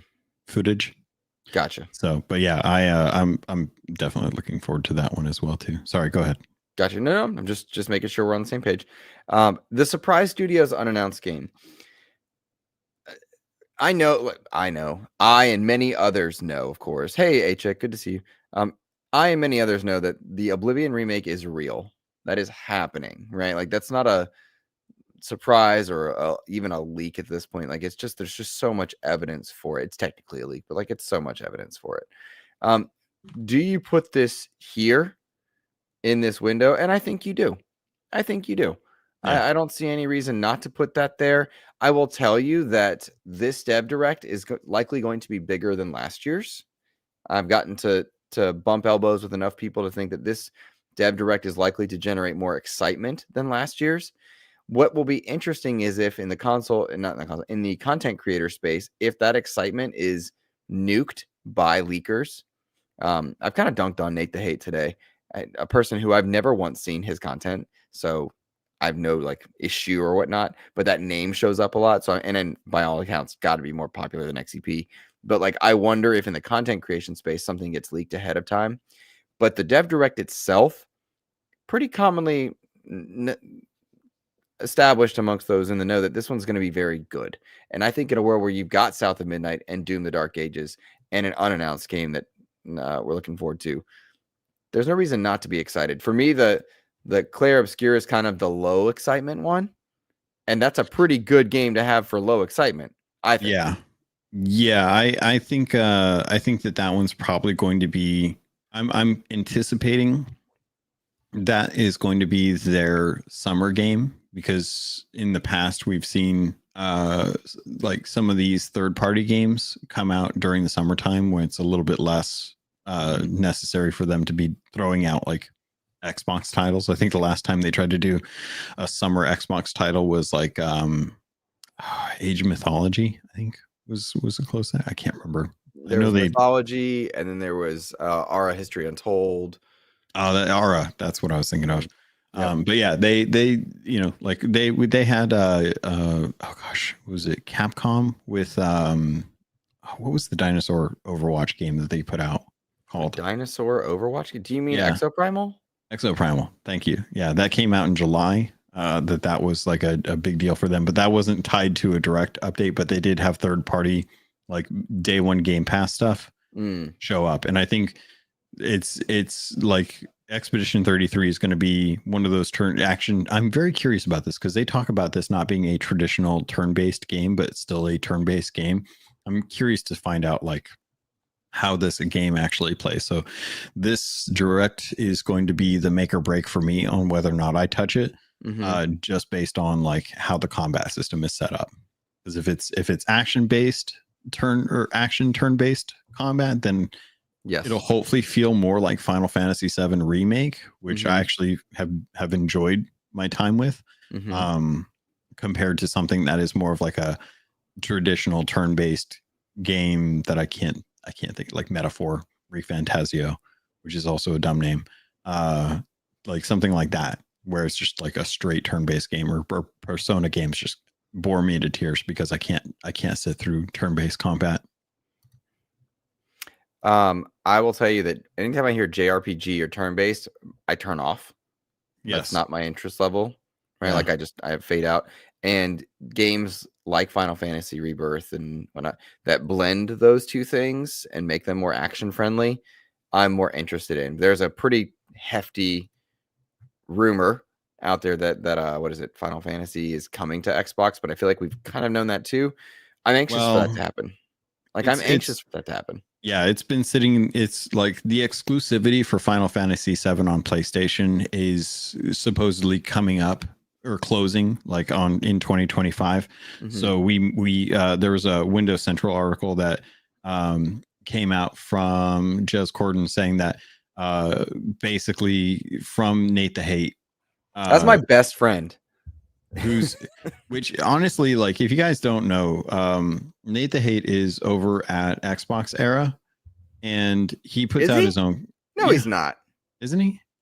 I don't think he's at Xbox Era because I would have known him. You're thinking of Special Nick. Oh, you're right. I know the Xbox Era guys real well. That's fair. Yeah, no, and I'm thinking it's Nate and Nick. For whatever reason. That's what apologies. Yeah. But yeah, Nate the Hate has come out and talked about this, how the Final Fantasy exclusivity is going to be coming up. So I'm looking forward to Square having better representation of their titles on Xbox. I think that the Final Fantasy was it 14 really flopped when everyone kind of realized you had to pay the subscription price and for the Game Pass, like the amount of like money compared to what PlayStation fans have is not on parity. So I think that that's kind of where a lot of folks were just like, oh, really? This is not the deal that PlayStation is getting. And because of that, I don't think a lot of people on Xbox really like went over to Final Fantasy 14. So I think Final Fantasy 7 is going to make bigger waves. And who knows if and when Final Fantasy 16 actually ever gets ported over to Xbox. But that could just be an issue with like the Xbox Series S as well too. Yeah. But yeah, seeing that kind of stuff come up is always kind of interesting because for so long people have associated Final Fantasy with PlayStation, and that Square is not a PlayStation studio. And I think they're done with the idea of locking themselves in. The consoles are just not doing what they need them to do. Not with this new guy, no. Stormy Sea Dog says, I think Assassin's Creed Shadows will struggle. One, if you would keep your eye on XEP for the next month, I think I'll have some content that might give you some clarity there. Yes or no? I will say that it's looking good. It's a matter of Ubisoft and the desire for this game. So keep your eye on XEP in the next month. I think you'll be happy. Adam Fall, they're super excited about. So Adam Fall is Rebellion, and Rebellion has Sniper Elite Resistance, which I did a preview for last month. That's very soon. I'm interested in seeing where that one goes as well. That's also on my list. For Sniper Elite or for Adam Fall? Adam Fall. I very much want to jump into Adam Fall because everything I've been seeing, it's like Fallout Stalker, like Yes. Hmm. In England, Yeah, very I'm much would love that. and I'm curious to see because we've seen a lot of studios, Rebellion, Obsidian, uh, you know, two games at once simultaneously. The like Fables developer Playground is also doing Forza. Are They're they? doing these. Are they though? They Where are. is it? Where is it? It's Is it unannounced at the moment? Because that it's would be. unannounced at the moment, and Xbox has announced so much that I think now they're backing off a bit. But it's They got a lot. happening, yes. And they're. Yeah. I think the question that Xbox is now asking themselves is, with new hardware on the way, what do you hold? What do you not? Because Yeah. we've literally talked about how, wait, Outer Worlds 2 this year, Fable this year, they're already crowded. They now are in a spot that they haven't been in 15 years where they can hold content and polish, which is what happened to Avowed, by the way. Avowed was set to go this year. It was good to go. I'm sorry, it was good to go in 2024. They held it. They held it for polishing. And as they should, after you look at some of their releases from all the way back to Crackdown 3 through to Starfield, you should Yeah. hold. You should hold and polish because those bugs will crucify you. Yeah. So simultaneous studios is kind of what I was getting at. Adam Fall with Rebellion and Sniper Elite. Sniper Elite's the known quantity. Like I went and I did that preview event. The coverage on the channel. Yeah. It's more Sniper Elite, and I love that. It's cool. But it's more Sniper Elite. I need to go in and play those games. Sorry, not to derail. Don't do it. You're not derailing. Those are the games to me that are perfect for you get what you want. Like put it on easy and turn the kill cam up. That's my jam. People that want in there, turn off the HUD and go full sniper experience. It's there too. That's so dope, right? Like that's so dope that you can do either one. But I play that as an easy. I want to see that X-ray kill cam game. Big Mad Mo in chat. Good to see you, my friend. South of Midnight and Expedition 33. I love it. Sethius, good to see you as well. Hope you're doing well. Happy Cloud Gamer says, I heard something about Tencent is blocked in USA. So if Ubisoft will become part of Tencent, that can be a problem. So I don't see a world where the US is able to lock Tencent out. You might be thinking of like TikTok and some of the other Chinese companies. There is like an ad hoc war happening there, but both are so big and mass that I don't think you'll just be able to lock it. I don't see where Ubisoft is cut out. What you might have happen, this is down the line, my friend, is an Activision in the UK type thing where Ubisoft controls it, right? Where you have a third party kind of distributing kind of thing, but I don't see that happening. El Nini, good to see you as well. Let's see, where were we going with this one? Oh, the unannounced game. Let's loop back to that. Do we expect more than just these games? Because I expect one more that's not listed. So that's one of the interesting things that I was kind of looking at, because in 2023 we had Forza Motorsport, Minecraft Legends, Redfall, an ESO update, and then a surprise drop of Hi-Fi Rush. Mm-hmm. In 2024 we had Avowed, Hellblade 2, Ara History Untold, Indiana Jones, and then a surprise of Visions of Mana. Mm-hmm. Now we've got Doom, The Dark Ages, South of Midnight, Clair Obscura, and an unannounced new game, or an unannounced game, not a new game, an unannounced game. I want to be clear about that because there's been a lot of discussion online about what this could be. And I want to bring up the tweet that Aaron Greenberg put out that Kevin the Muffin Mon directed me to in Discord. Said, a surprise unannounced game we hope you will enjoy along with the rest of the show. And this is to tie it to from a surprise developer. So it's not a new game, but it is an unannounced game, which means that it could be a remake. Mm-hmm. But it hasn't been something that's already been. So Everwild, is that Oblivion? Oblivion would make sense because that is unannounced, but it is not a new game, and it is from a surprise studio. Mm-hmm. But it wouldn't be Everwild. It wouldn't be anything that they've actually technically announced already. But we are expecting a fifth game. I'm expecting a fifth surprise. I am not sure it's going to be a game. How does that work? It could just be that they're making an announcement that something, well, okay, so I guess it would be weird to say that it's not a game. I think it could be a game, but I think it's going to be a game that is a known quantity that is getting announced for Game Pass. Okay, so the idea that like some of the old Activision titles come through, is that what you're saying? Something like that, yeah, where we're going to be, because like we this month we're getting Diablo on PC, which honestly, not Blizzard Net or BattleNet. It's going to, I don't know if it's going to be through, it'll probably be through BattleNet, because every time I boot up the Xbox app, it opens up my BattleNet as well. And then it logs in and registers that I have Diablo 4 installed. So that it will probably be through BattleNet, but it'll probably just be free because of Game Pass. Okay. Interesting. So my idea is that we are probably going to get an announcement for a game that people have wanted on Game Pass for a while, and that will be coming. So something along those lines. What it is, not sure, no idea, no insider information, but I think that's kind of where they would go, because that's an easy win.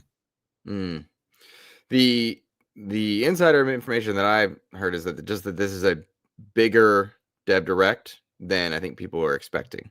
The problem with saying that is you set expectations so high that any good announcement is dunked on, right? And that's not fair. I don't think that's fair at all. Because any Dev Direct where I'm getting South of Midnight and Doom Dark Ages, I'm happy. I'm stoked. Yes, right? Like I'm so here for it. Don't really care much about Clair Obscura. They have a chance to change my mind. Cool. Unannounced game, you give me an Oblivion remake and it's this year. Yes, I'm here for it. I don't want to hear about 2026 stuff. The possibility, I know Stormy Sea Dog's begging for a new Spyro game. Big Man Mo mentions People Can Fly in chat. Toys for Bob being a possibility for a few people. Like whatever it is, I'm excited. I think you're going to see something special and new. Yeah, Xbox BG saying visit a surprise location to see another studio's brand new game from Xbox Wire. Yeah, you're going to see new game. You're going to see a new announcement here, but it's not a new game. So Everwild, a possibility. Nope. Yes. No, it's a possibility in terms of the wording. Oh, no, because it's been announced. It was announced back in 2019. This is an unannounced game. Correct. You're right. They haven't said new, but they have said unannounced. So it could be an old game, but it is something that no one's talked about. Interesting. Okay. So it could be the Gears 3 remasters or the Gears 1 remaster. Like those aren't new games, but they are unannounced. I see what you're. Okay, got it. Thank you. Sometimes the wording, man, I psych myself into one thing, or I get stuck on something to another. Happy Cloud Gamer asking if you can see Double Fine. Yep, you can. Yeah, it could be Double Fine. Everyone keeps bringing up Double Fine like they've had enough time since Psychonauts 2 to build a game. They are slow. A Psychonauts 2 remaster would make a Psychonauts 1 remaster would make sense. That would be an unannounced game. Yep, that would make sense. Do that. I don't know why they would go back to that well, because I feel like Tim Schafer wants to continue to do new projects. If it's not them doing it, but it's somebody like they're doing it in conjunction. So I want to Stormy Sea Dog saying remasters ugh. Forgive me for being contrary to you right now, because I think what you're frustrated is that you want new stuff. But I love remasters. I love remakes that aren't at the expense of new stuff. So any studio that like specializes in this, I love a good remaster. What's that? Like Saber Interactive, Saber, Bluepoint, anyone that's their focus is that. Night Dive did a great job with the Doom 1 and 2 remasters plus new campaign. Like I love remasters for that reason. Remakes, same thing. I think it's a matter of I don't want 343 or now Halo Studios to be the ones that only make remasters and remakes, right? I don't want new Halo gone. And there's like that's a terrible example because they're switching. That is a terrible example. We're pretty sure they're working on a remake for Halo. That's a bad example. But you know, like what I'm trying to say is like I don't want Fable remake made by people that should be making the new Fable game. That's what I'm trying to say. Well, they don't exist anymore, so no. But again, I made such a bad example a second you're ago. making another.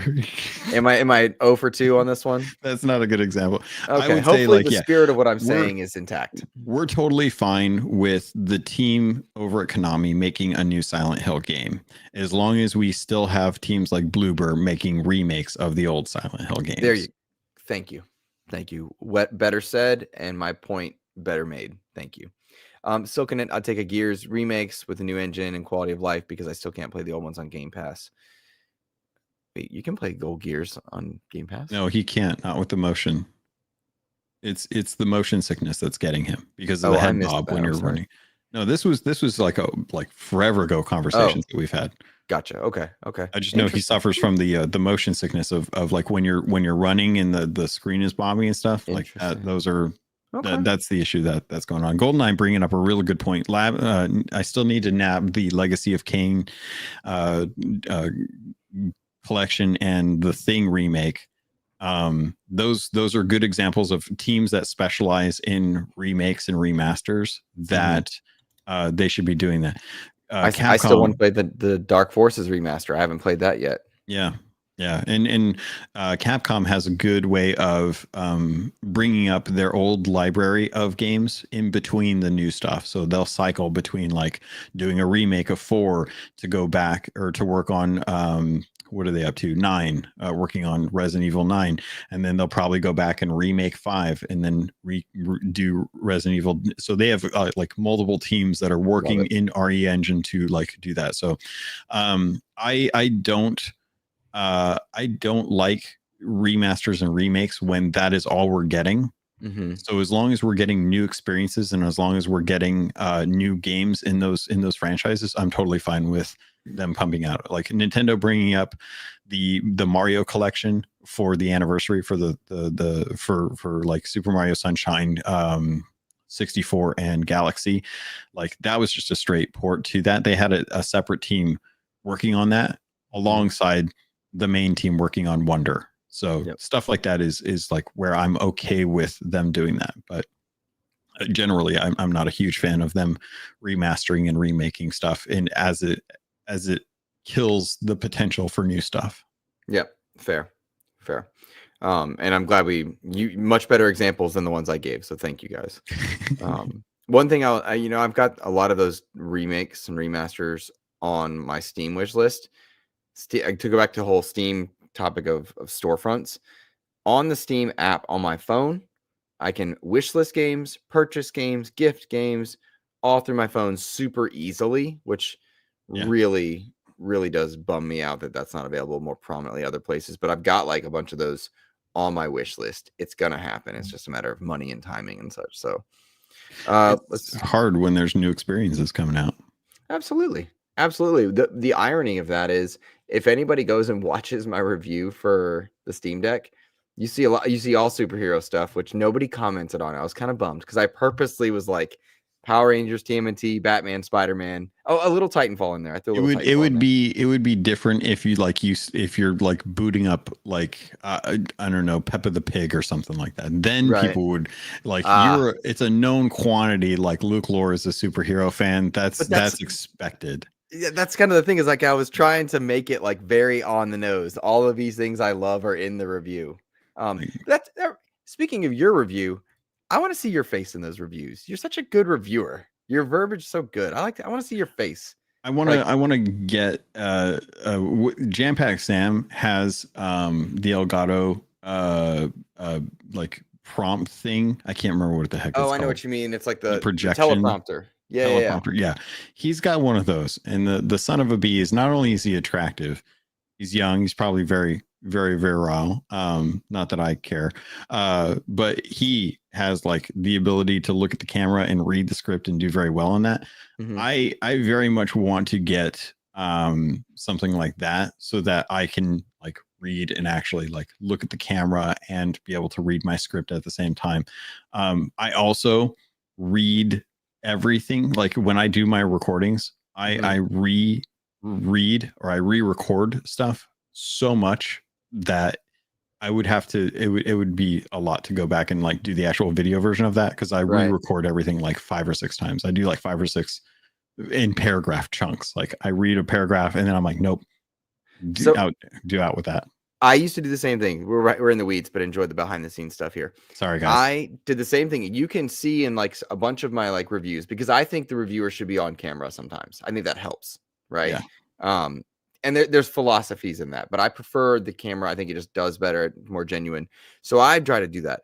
But you can see in some of them where like my eyes track right or left to catch back up to where I am. Because what I'll do is I'll bold point stuff like you would in like speech class to like look down. This is the point I want to make, and I have the script written, but I know what I want to say. And so I try to make, you have some ums and uhs in there and you have some filler content, but like basically my eyes track to the bold point and I'm like, what point do I want to make here? Yeah. And anytime in my review where I am too much reading what is on the screen, that's when the gameplay overlay comes in. That's where I edit in the blur effect into whatever the gameplay or the footage I've taken. That's where that comes into play. So I still have me talking and reading, but when it's too much, I try to edit stuff in and out for that point, because I want to be on the screen, because I think it helps the viewer understand like where we're coming from. But also like if I read to the left and the right, hey Eddie Dotun, good to see you. Jampack Sam is here hanging out with us. Gentle Stone is with us also. But that's how I try to beat that formula, because I don't have a teleprompter and my setup just doesn't. It's not there for it, you know. You need 2 monitors first. You know what? I've gone back and forth on that, and like more and more, I'm like, do I? Because I'm split screening and I'm not gaming as much here. But I will tell you, the more preview events that I've done one, and right, like I'm set for another one for a big game. By the way, did I tell you that? Yeah, I've do a preview event for the big one, and then we have a big review that we got, which I'm excited for, which is exciting. But like more and more, I'm like, man, this PC time, I'm doing a lot. Maybe I should upgrade my monitor, but I don't want to get into the whole like upgrade this and that. They had some good deals this Black Friday. I'm not gonna lie, but that's a whole different thing. We were talking about unannounced games and remakes and remasters before we got off on this tangent. But yeah, I'm genuinely like, and the reason why I think this is interesting is there is a large group of modders that are currently working on a Skyrim-esque Oblivion that is a mod for Oblivion. So they're taking Oblivion and they're remaking it in Skyrim, and that is set to come out in 2025. So if this is an Oblivion remaster that is going to show like better fidelity, and honestly I hope that they redid it in ESO engine, because I think that game does actually hold up pretty well given how old it is. I really hope that Xbox lets the modding community continue to make and have their Oblivion, or I can't even remember what they call it, but it's like Sky Oblivion. I hope that they still allow them to do that and have that, because it was really hard to see like certain communities out there who had been working on the Fallout 4 remaster, and then them just like they changed it, and then it just they completely had to they had to go back and like really just address the fact it's like, well, they changed the engine on us, and because of that we have to go back and go back and scrub through everything, and it's killed their release, and they had no clue that it was coming. So I'm hoping that the modders continue to get to make their Sky Oblivion version, and that if this Oblivion remake exists and gets announced, that it's not something that's going to tarnish the work and effort that the modders have put in, because a lot of community members have been wanting that game to come out and look better and play better for a long time. Stormy Sea Dog says, how will the Xbox handheld compete with the flexibility you have with the Steam OS? Stormy Sea Dog, I'll ask you to respectfully, after we're done, go back and listen to the first part of our episode, because I think we did address that, my friend. And we talked a lot about like different OSs and different handhelds and whatnot. I do think we keep getting the same question, Logan, about what we think the new Xbox handheld will be called. And I don't know. Whatever it is, it needs to be clear. Or Xbox. E. What's that? Series E. Series Portable is what I would say. Series P. I need the Series E. so that it can go along with the Series S and the Series X. I don't understand what he's saying, guys. I'm not connecting these dots. It's the economical version of the Xbox handheld. Makes good sense. Makes good sense. But I think we consistently say that Xbox has a messaging concern, and I still stand by that with great respect to the people I know that work there.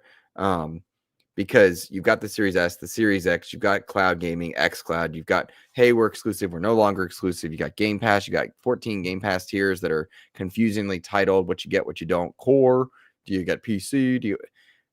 It needs to be easily understood by the masses, because Super Switch or Switch 2 understood. PlayStation's 1, 2, 3, 4, 5, 5 Pro, 4 Pro, all make sense, right? In fact, Vita was the only one that was badly titled for Sony, and it was their worst one. So I do think worst one in terms of selling. Vita was my favorite handheld.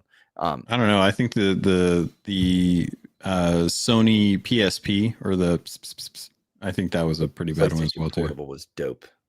It was the PlayStation. Yeah. There's your, I forgot what, ASMR for XEP. All right, guys. Any final questions that anyone has? Time to drop them into chat. Please do so. I will tell you that we have upcoming interviews. Yes, scheduling has changed some things. We have had quick note. I know a few people asked me kind of offline. Khalif Adams was going to join us. We had just a mix up in times as far as like East Coast, West Coast, that kind of stuff. But Khalif did say he'd be joining us next week. So hopefully that'd be cool.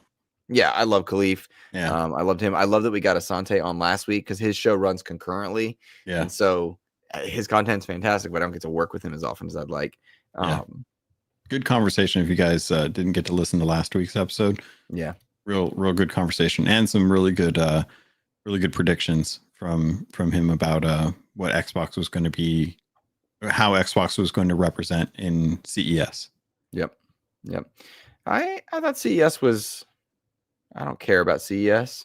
CES was awesome this year. What are you talking about? Was it? I don't care about it. I was saying, like, I'm not like losing my mind, but I felt like we got a lot of cool stuff to talk about from it. Oh yeah, fun. No, there was a lot as far as like the handhelds getting announced, the OS changes, the robots that were announced. There was all kinds of really cool stuff that was just like the TVs.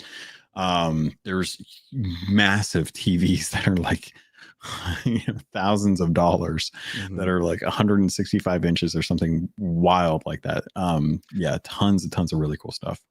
Xbox is coming to LGs. That was another thing. Oh yeah, Xbox is coming to LG. So if you guys don't know, LG is going to have the opportunity to have Xbox Game Cloud direct to that. That's coming later this year. So you should be able to take your Xbox controller, pair it up to your LG device, and play Xbox Game Pass games through xCloud on there, as well as whatever titles are currently available on the Play Anywhere, depending on if you have the Game Pass Ultimate tier. It looks like they're also going to be that's a separate later. Sorry, I was thinking about HDR 10 plus or HR10 plus. No, HDR10 plus being something that is going to be potentially a little bit more widely adopted across streaming services, but that's not game related. That's just streaming services related. But yeah, looking forward to having more than just Samsung, because I have my Samsung here, but it's not a new enough version to be able to have the Game Pass app on it. My LG C1 probably would be, just given that was when the actual Xbox Series consoles were released. But yeah, basically anything that is LG from 2001 or 2021 and newer is potentially on that list of supportable hardware for that. So nice that they're finally doing that. There you go. I glazed over a little bit just in the tech talk, but I'm still stoked that it's happening because LG is so prominently in the gaming community.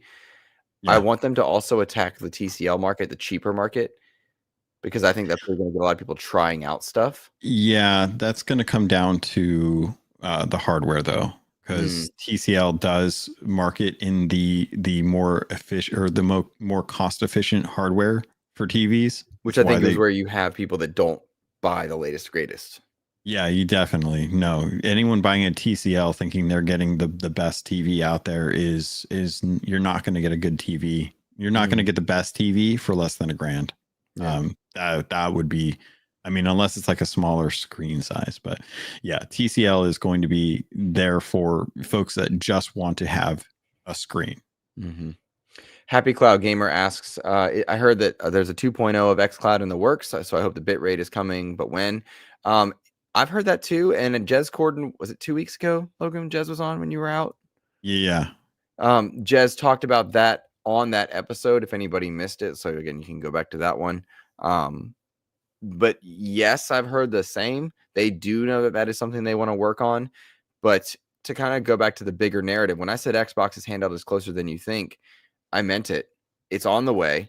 The problem is that Xbox has so many irons in the fire for improving their overall experience. It's hard to pinpoint what's when and where because you have so many spinning plates under the umbrella of Xbox. Because on the gaming side, you got 2 publishers in Activision and Bethesda, more publishers than that even. But then you also have exclusive games, non-exclusive games, timed exclusive games, what's coming to Switch. What are each of these games that we know about happening? Then you've got the cloud gaming space, which is trying to get into more places like LG. What's going to happen with improving their bit rate? Then you've got the handheld experience. You got the OSs, PC, Blizzard. It's just there's so many spinning plates for Xbox right now that it's very hard to keep track of all the things running simultaneously. One of the things that like they've got an unannounced name, like the game, we don't know the name, what it is, but it's like ZeniMax's new MMO. We haven't even seen that. That's a possibility for the Dev Direct. And like how many people know that's happening? Very few. Yeah. So there's just so much under the umbrella of what could be happening. It's very hard to track. And so I have kind of adopted this mantra of I don't understand them. That's okay. I'm going to enjoy the games. That's where I've had to live because I just can't keep up with all the different things that they want.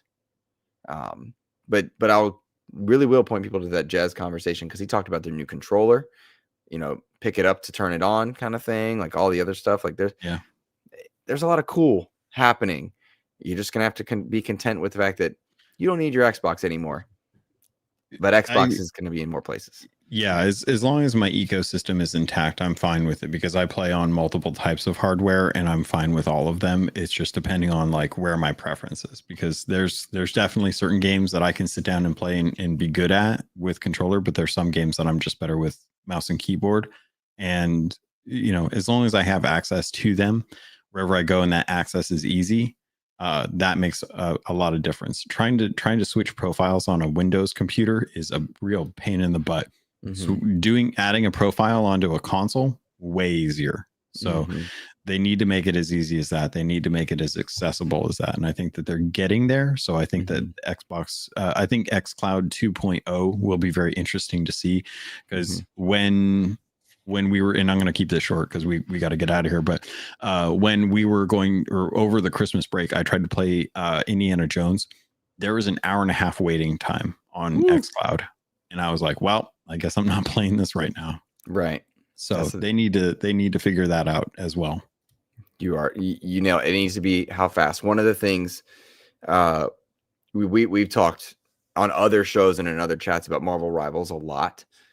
You have and you're missing out. Whatever.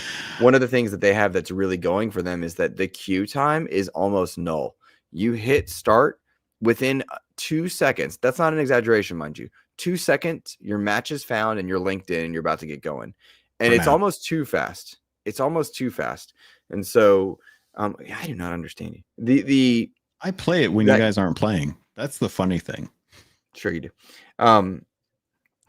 That's kind of the thing of accessibility. If you're waiting 1.5 hours for an impulse reaction, then that's kind of the kicker.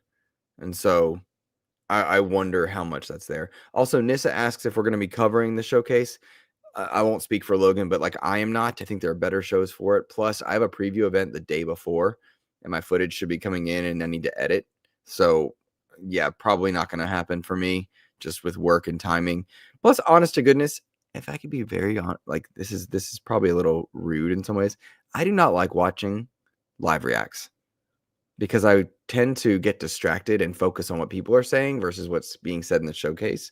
So I often go in, say hello, put our friends up on my tablet or phone so they get the view and everything else. But I tend to watch it without voiceover because I get distracted. Are you like that, Logan, or is that just me? I tend to focus a lot more on what they're actually talking about, and then like most of my commentary for these kind of things is like, oh, that's kind of cool, or oh, that'll be interesting. I'm not generally the one to subscribe to like making jokes or stuff during that, because I'm genuinely like, I'm focused in on what they're saying, and I'm like, oh yeah, I really want to. I don't mind doing like a wrap up after the showcase, and like being like, watch it and then jump on, do like okay, so what do we think? But we just do that for our podcast, so that's kind of where we usually go.